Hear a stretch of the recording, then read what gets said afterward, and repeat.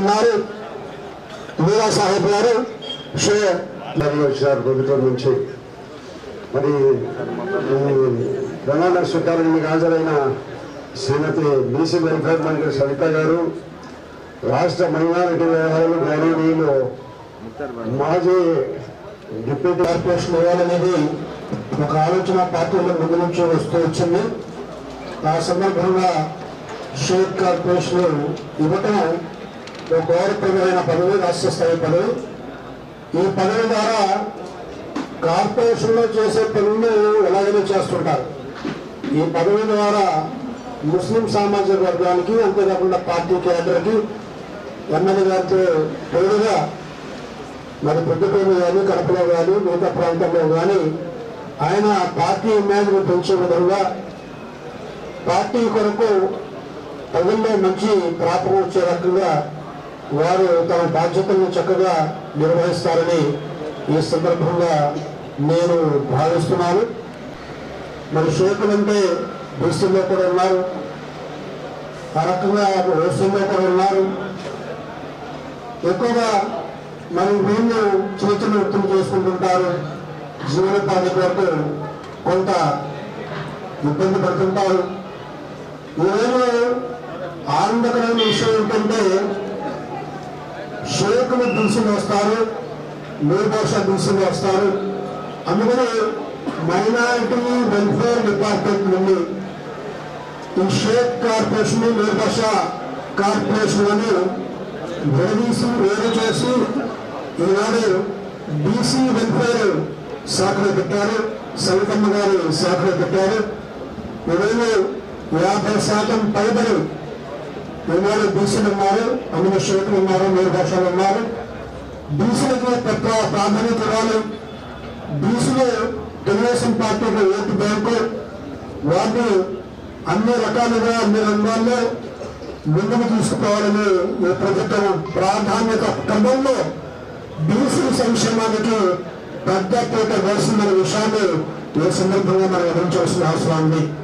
అందులో భాగంగా బీసీలకి యథోధికంగా ఆర్థిక ఇస్తున్నారు, విద్య కోసం కానీ, అదే రకంగా ఉపాధి కోసం కానీ, ఉద్యోగాల కోసం కానీ అన్ని రకాలుగా కూడా మనం ఎక్కువ అగ్రభాగం మరి బీసీ సంక్షేమానికి, బీసీ విద్యావకాశానికి, బీసీ ఉపాధి అవకాశాలకి ఎక్కువగా ప్రాధాన్యత ఇస్తుంది. కాబట్టి ప్రభుత్వం ఈనాడు బీసీ వెల్ఫేర్లో షేక్ కార్పొరేషన్, మేల్భాష కార్పొరేషన్ విధంగా సవితమ్మ గారి నేతృత్వంలో మరి బీసీలు కూడా మరి బీసీ ముస్లింలు కానీ సర్వతోముఖాభివృద్ధి సాధించగలుగుతారని పూర్తి నమ్మకాన్ని, విశ్వాసాన్ని నేను వ్యక్తం చేస్తున్నాను. అదే రకంగా 20,000 మరి స్టాఫ్ సెలక్షన్ ఉద్యోగాలు వస్తున్నాయి. కాబట్టి వీటిలో మన బీసీ ముస్లింస్ కానీ బీ ముస్లిం కానీ ఒకటి ఆర్థికంగా వారిని పరిపిస్తారుగా, ఉపాధి పరంగా అంటే క్షమించినంత మాత్రాన్ని ఉద్యోగాలు రావు. మనం స్కిల్ డెవలప్మెంట్ చేయాలి. నారా లోకేష్ బాబు గారి ఆదేశాల మేరకు ఏదైతే మనం ప్రెస్టీజ్ ఇష్యూగా భావితరాల కోసం మెగా డిఎస్సీ ఇచ్చామో, మరి మనం బీసీ వెల్ఫేర్ తరఫున కూడా ప్రతి జిల్లాలో డిఎస్సీ కోచింగ్ సెంటర్లు పెట్టి మరి రోజు సుమారుగా 300 మంది సెలెక్ట్ అయ్యారనే విషయం కూడా తెలియజేస్తున్నాం. ఇదే బీసీ స్టడీ సర్కిల్ లో సివిల్ సర్వీస్ కోచింగ్ ఒక బ్యాచ్ అయిపోయింది, రెండో బ్యాచ్ కూడా జరుగుతోంది. మీరు సలహా ఇచ్చినట్లుగానే ఖచ్చితంగా పోలీస్ డిపార్ట్మెంట్ లో నోటిఫికేషన్ కానిస్టేబుల్ పడిన తర్వాత 3 రాష్ట్రాల్లో 3 చోట్ల ఖచ్చితంగా ట్రైనింగ్ కూడా ఇస్తామన్న విషయాన్ని కూడా బీసీ వెల్ఫేర్ తరఫున కూడా మీకు తెలియజేస్తున్నాం. కాబట్టి ఈ ఖచ్చితంగా మీరు క్లారిటీగా ఉన్నారు. ఆయనకి మొన్నటి రోజు నేను కడప జిల్లా వాళ్ళని కూడా గుర్తు చెప్పాం. మరి పులివెందులో జెడ్పీటీసీలో కూడా మీ అందరూ సహకారంతో దగ్గరలో మున్సిపాలిటీలో కూడా మనం గుర్తు చెప్తాం. మరి ఈ రోజు అహర్నిశలు ఈ రాష్ట్రం కోసం ముఖ్యమంత్రి చంద్రబాబు నాయుడు గారు కష్టపడుతున్నారు. మరి ఆ జగన్మోహన్ రెడ్డి గారు పులివెందుల ప్రజల గురించి మాట్లాడరు, పులివెందుల అభివృద్ధి గురించి మాట్లాడరు. మరి భోగాపురం గురించి మాట్లాడతారు. భోగాపురం మనకు తెలియదా? భోగాపురం ఏర్పాటు ఎవరు తెచ్చారో తెలియదా? శంకుస్థాపన ఎవరు తెచ్చారో తెలియదా? పర్మిషన్ ఎవరు తీసుకొచ్చారో ప్రజలందరికీ తెలియదా? ఈ రోజు జగన్మోహన్ రెడ్డి ఆ క్రెడిట్ నాది అంటారు. నీ క్రెడిట్ ఏంటో జనాలే చెప్పారు. 11 సీట్లకే పాయింట్ అని చెప్పారు. ఒక్కొక్క స్కామ్ కింద ఏ విధంగా బయటపడుతుందో మరి జగన్మోహన్ రెడ్డి గారికి తెలుసు. పీపీపీ మోడల్లో మన కాలేజీలు డెవలప్ చేస్తుంటే మరి జగన్మోహన్ రెడ్డి గారు ఏ విధంగా కాంట్రాక్టర్ని బెదిరించారో మీకు తెలుసు. మరి రాయలసీమ లిప్రిగేషన్ గురించి జగన్మోహన్ రెడ్డి గారు మాట్లాడతారు. పులివెందులకు తాగునీరు ఇచ్చింది మేడం, కడపకి సాగునీరు ఇచ్చింది మేడం. ఈ రోజు తాగునీరు సాగునీరు రాయలసీమకు అందజేసిన వ్యక్తి అపర భగీరథుడు చంద్రబాబు నాయుడు గారు. జగన్మోహన్ రెడ్డి గారికి మాట్లాడే అర్హత కూడా లేని రాయలసీమ ద్రోహి, ఆంధ్రప్రదేశ్ ద్రోహి జగన్మోహన్ రెడ్డి గారు అనే విషయం మీకు తెలియజేస్తున్నాం. ఖచ్చితంగా కార్యక్రమం అయిపోయిన వరకు ఉండి కార్యక్రమాన్ని విజయవంతం చేయాల్సిందిగా కూర్చున్నాను. వడ్ల షేక్ ముఖ్తార్ అని నేను ఆంధ్రప్రదేశ్ షేక్ సంక్షేమ మరియు అభివృద్ధి సంస్థ చైర్మన్ గా నిజమైన విశ్వాసం నాణ్యత చూపుతానని ఆంధ్రప్రదేశ్ షేక్ సంక్షేమ మరియు అభివృద్ధి సంస్థ యొక్క విధి విధానాలను నా కర్తవ్యాలను శ్రద్ధగా అంతఃకరణ శుద్ధితో నిర్వహిస్తానని భయం కానీ పక్షపాతం కానీ రాగద్వేషాలు కానీ లేకుండా ఆంధ్రప్రదేశ్ షేక్ సంక్షేమ మరియు అభివృద్ధి సంస్థ యొక్క మార్గదర్శకాల ప్రకారం ప్రభుత్వ విధి విధానాల అమలు చేస్తానని దైవ సాక్షిగా ప్రమాణం చేస్తున్నాను.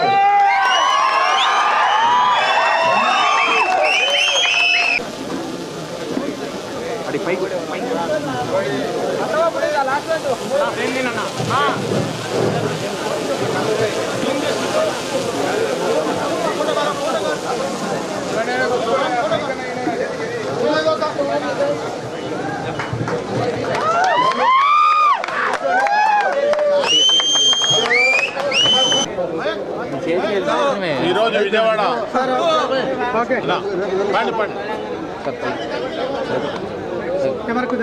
Ready sir.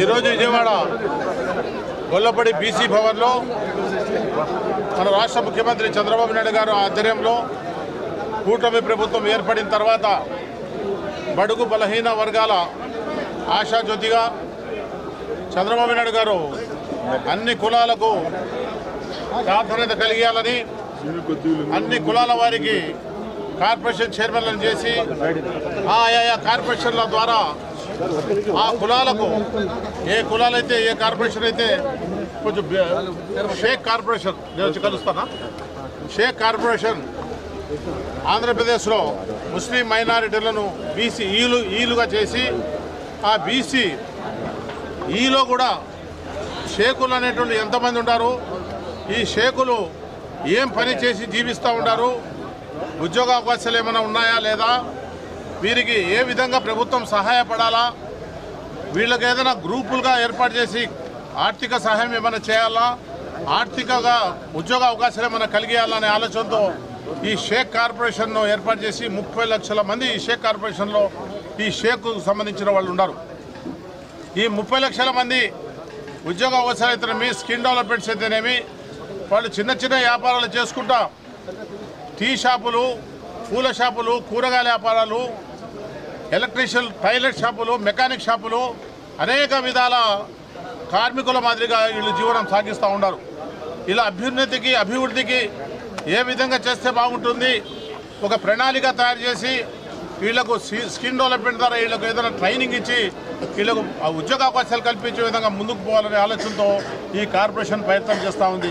చంద్రబాబు నాయుడు గారు నా మీద, కడప జిల్లా ప్రొద్దుటూరు వాసైన నా మీద నమ్మకం ఉంచి ఈ షేక్ కార్పొరేషన్ను చైర్మన్గా నన్ను కేటాయించడానికి ఈ 30 లక్షల మంది ఏ ప్రాంతాల్లో ఎక్కువ ఉన్నారో, ఏ జిల్లాలో ఎక్కువ ఉన్నారో ఆ ప్రాంతాలన్నీ గమనించి ఆ ప్రాంతాల్లో నుంచి వాళ్ళ బాబోగులను చూసి వాళ్లకు అభ్యున్నతి కోసము ఏం చేస్తే బాగుంటుందో ఒక ప్రణాళిక తయారు చేసి మన ప్రభుత్వానికి తెలియజేసి, ముఖ్యమంత్రి గారికి తెలియజేసి వాళ్ళకు సహాయం చేసే విధంగా ముందుకు పోయే విధంగా మనం ప్రణాళిక తయారు చేసుకోవాలని ఈరోజు బీసీ వెల్ఫేర్ మినిస్టర్ సబితమ్మ గారు, డైరెక్టర్ గారు అందరితో ఇప్పుడే నేను బాధ్యతలు తీసుకున్నాను కాబట్టి ఇంకా 4-5 రోజుల్లో వాళ్ళతో కలిసి మనకు ఎన్ని నిధులు ఏమైనా ఉన్నాయా, ఫండ్స్ ఏమైనా అలాట్మెంట్ అయినాయా లేదా అన్ని విధాలుగా చూసుకొని వాళ్లకు సహాయం చేసే విధంగా పనిచేస్తానని చెప్పి ఈ సభాముఖంగా ఈ పాత్రికేయుల విధంగా ఈ ఎలక్ట్రానిక్ మీడియా విధంగా అందరికీ తెలియజేసుకుంటూ సెలవు తీసుకుంటాను.